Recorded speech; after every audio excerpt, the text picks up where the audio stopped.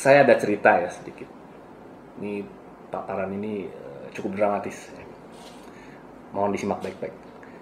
Seorang pria terbangun di sebuah ranjang yang dibuat atas pola yang berasal dari Timur Dekat.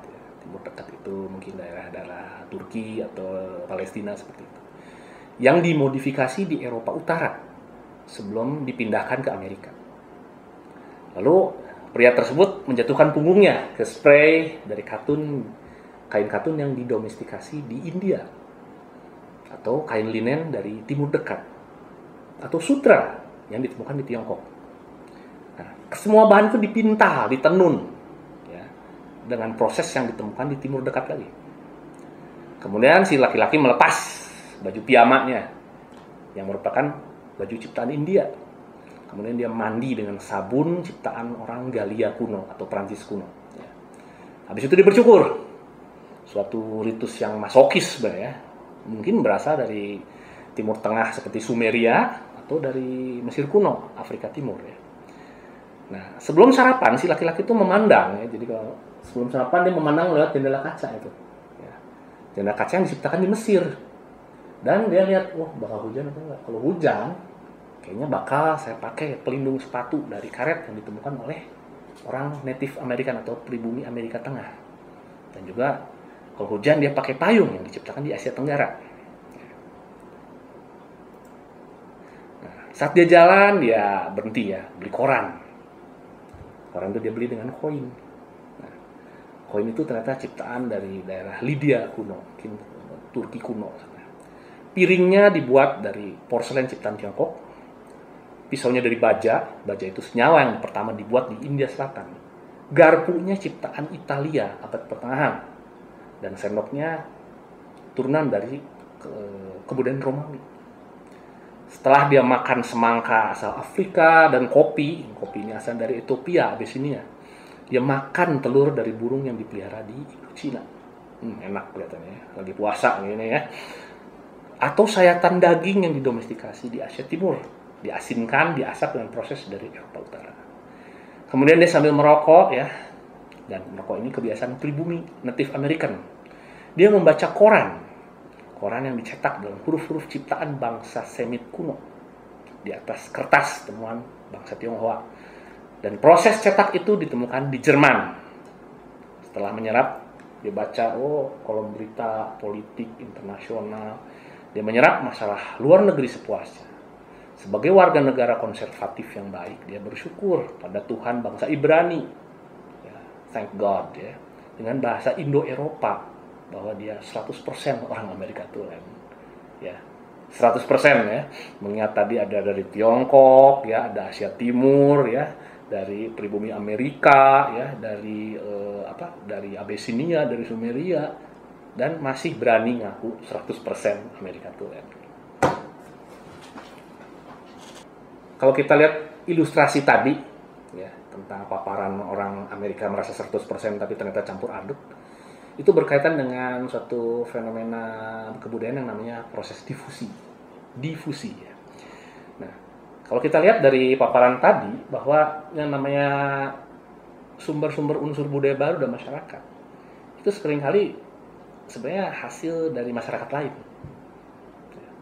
Ya, jadi sebenarnya temuan masyarakat lain, temuan budaya lain kita akui sebagai bagian dari budaya kita sendiri.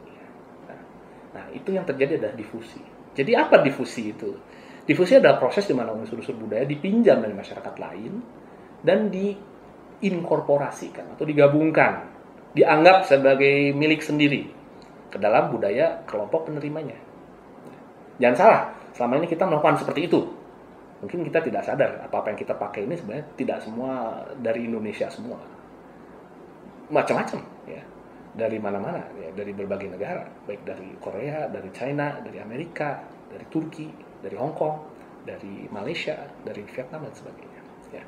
Nah, peminjaman ini di saat unsur-unsur budaya kita pinjam dan luar itu kita pinjam, kita inkorporasikan. Itu kenapa kita lakukan itu? Karena manfaatnya adalah kita tidak perlu melakukan semuanya dari nol. Misalnya kita teknologi komputer misalnya.